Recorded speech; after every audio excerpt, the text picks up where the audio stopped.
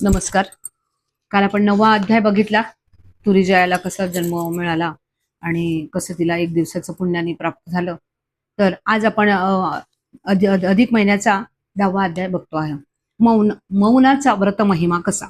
भगवान श्री विष्णूंना लक्ष्मी म्हणाली, प्रभू, मागच्याच अध्यायात तुम्ही अधिक मासातील उपवास व्रताच्या पुण्याची गोष्ट सांगितली.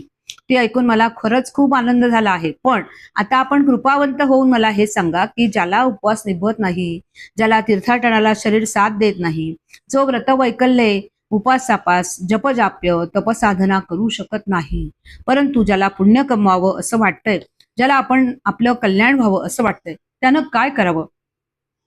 तेव्हा भगवान सांगतात की हे सागर करणे, मौनम सर्वार्थ साधनम. हे वचन तर तुला माहित आहेच ना. मग ज्याला वरीलपैकी काहीच करता येत नाही, त्यानं एक करावं, त्यानं मौन पाळावं. कारण मौनानं शांती लाभते, आरोग्य लाभतं, आयुष्यमानाची वृद्धी होते, कलह भांडण होत नाही, शक्तीचा उपव्यय होत नाही. तर ह्या उलट मौन स्नान, पूजा, हवन, दान, धर्म आणि महत्वाचं म्हणजे मौन राखून भोजन केलं तर अधिक मासातलं असं आचरलेलं मौन व्रत हे तुम्हाला बरीच मोठी पुण्याची शिदोरी देऊन जातं. जर हे मौन व्रत अधिक मासभर पाळता आले नाही, तर निदान ते अधिक मासातल्या पंचपर्वांना तरी अवश्य पाळावं.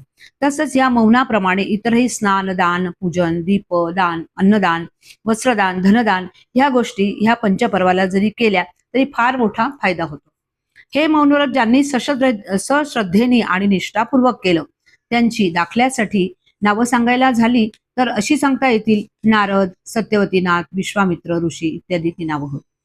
पूर्वी वेदशर्मा नावाचा एक द्विजानम ही मौन उपासना केली आणि त्याचं फल म्हणूनच की काय त्याला स्वर्ग प्राप्ती झाली.